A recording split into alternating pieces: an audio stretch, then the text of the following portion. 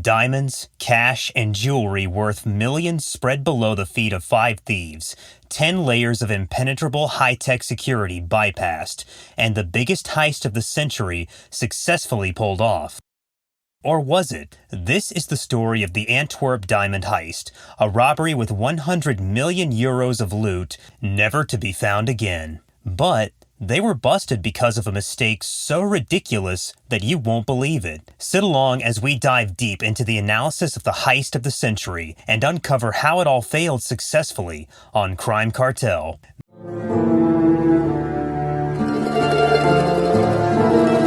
Meet the protagonist. To discover how the Antwerp Diamond Heist was pulled off, let's first introduce Leonardo Notarbartolo, the protagonist of this story.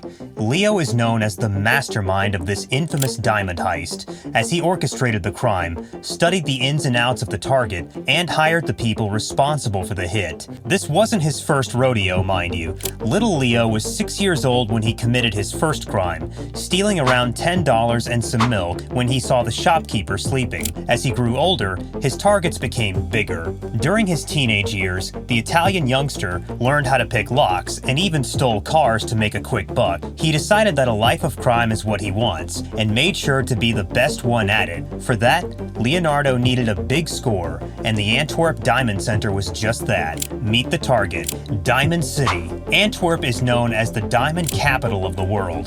The Antwerp Diamond District makes over $50 billion every single year. The district has over 5,000 diamond stores, and needless to say, millions of dollars in assets. When you have such a dense concentration of wealth, it is obvious that there are strict security arrangements. The Diamond District has a vault that contains hundreds of lockers behind 10 layers of impossible-to-beat security. Or so they thought. That's until Leonardo Notarbartolo came into the equation. Meet the crew. Despite how smart Leo was, the job could not be done alone. He needed a crew of the best people in the game. Enter the School of Turin, 4 people with skills like no other, and the mission to loot the Diamond District. The crew used nicknames to hide their real identities, so let me introduce them. First up is the Genius. His specialty is disabling alarm systems, crucial in this job since there are 10 layers of security to beat. The second member of the crew is the Monster, a tall, muscular bloke that is good at everything. He was the brawl of the School of Turin and helped in the heavy lifting. Next up, we have the King of Keys, an older man who could break any lock. Since the crew wanted to break into the safest vault of the world, it is only obvious the king was needed. Now we have the final member, Speedy. He is a childhood friend of our protagonist and acted as the right-hand man for Leo. The other members were not pleased by Speedy, since he was jumpy and nervous, but Leo insisted. So that's how the School of Turin came into being, and the crew was ready to write history. The art of deception. As we usually say, the art of deception is worse than the crime itself. In this case, Leo posed as a diamond dealer from Italy who wanted to work in Belgium. He rented a small office space inside the district a couple of years before the hit. He was the insider, as he got access to the vault. Leo would frequently visit the premises and often record thanks to a small pen camera he made himself. This allowed him to make an exact replica of the vault where the crew practiced their hit. They would observe the guards' protocol, the security measures, and even the schema of the building. There was no room for error, and only one chance to do it right. Years of recon and months of training came down to one night, the night of the 16th of February, 2003. The heist. This is the day that would be known as the heist of the century. At night, the district has no people inside, not even the security personnel. They trusted the 10 layers of impregnable security that much, which was the biggest mistake they made, a mistake that cost them 100 million euros. During the day, in his legal visit to the vault, Leo had sprayed women's hairspray on a motion detector inside the vault to bypass it. While it was a risky maneuver, it paid off. The same night was D-Day. In a rented car, Leo took the crew to the district, where they broke into a nearby building with no security. The building shared a common garden with the district, and the crew used it to break in. The genius came into play, using a homemade polyester shield to fool an infrared sensor, and using a ladder, the crew got inside the building, while Leo waited outside in the getaway car. This is where the difficulties began. The vault was 2 floors underground, and the path was secured with various sensors. The crew gradually made it to the vault, and this was the final level of their game. Obviously, it was also the hardest. Puzzle number 1, the cameras. The genius carefully placed black tape on all the cameras, which rendered them useless. Remember, Leo had all the security schema recorded in his pen, and the crew knew where every sensor was, so it was all a matter of what they rehearsed in the replica. Puzzle number 2, magnetic sensors. Magnetic sensors were the trickiest of all. If the distance between the sensors changes, that is, in the case of the opening of the vault, the magnetic field breaks, and an alarm is raised. This means that magnetic sensors should always stay at the same distance, and the genius figured out a way to do that. He used a slab of aluminum and double-sided tape to stick the sensors at their range and unscrewed them. This way, he removed the sensors from the door without ever changing the distance between them, and hence, bypassed it as well. Number 3, the key. One of the things that the vault boasted was a foot-long key. They claimed that it could never be recreated, but thanks to the footage from Leo, the king did the impossible. But they ended up not using the key because the original was found in the nearby room. Imagine being that careless. Puzzle number 4, combination lock. The vault had numbers from 0 to 99, and 4 numbers needed to be put in. This meant a 100 million combinations were possible, but due to a hidden camera Leo put in, the crew had no problem figuring it out. By the way, the 100 million possible combinations is nothing short of foreshadowing the 100 million euros stolen, don't you think?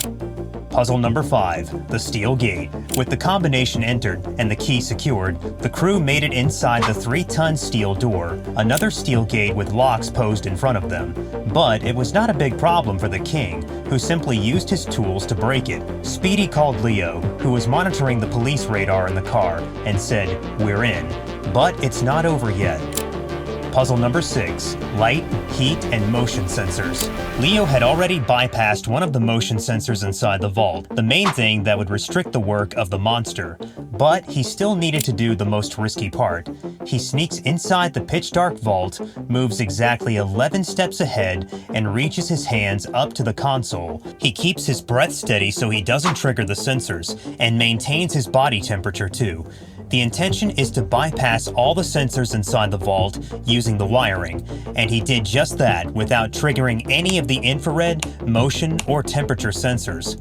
Impressive! Now that all the sensors were out of the equation, it was time to get down to business. The crew still maintained discipline and used torches for split seconds, just to be cautious. The king whipped out a custom-built drill and started opening lockers one by one, and the crew started to fill the duffel bags. By 5:30 in the morning, they had opened 109 lockers, and it was time to move. The exit. Before leaving the premises, the crew went to the security room and took all the cassettes that were linked to the cameras. Even though they covered the cameras with tape, they took the cassettes to be on the safer side. It took the crew over an hour just to move their loot out of the vault. Just imagine how heavy those duffel bags would have been. They eventually made it to Leo, filled the car with the loot, and just like that, they were home free. The plan was to reach Milan, but during the drive, Speedy experienced a meltdown. He had a full-blown panic attack, asked Leo to pull over, and threw all the evidence and trash on the side of the road. The idea was to burn it, but in a fit of fear, Speedy spread it around, and since they were not in a safe place, the crew decided to leave it be. Leo went to his family in Italy, and to keep his cover, decided to go back to the district. He planned to pretend that he went to meet his family for the weekend, and now is back for his day job. Such a flawless plan. Task failed successfully? As it turns out, the evidence they left did end up causing trouble for the crew. The man who owned the land ended up calling the cops. The evidence contained envelopes from the Antwerp Diamond Center. The police directly investigated and found a half-eaten salami sandwich and the receipt from the store where the sandwich was bought. With the camera footage from the store, the police were able to identify Leonardo Notarbartolo. As Leo was walking to his office, not knowing his cover had been blown, cops were called and he was arrested. Had he known, I'm sure he wouldn't have returned.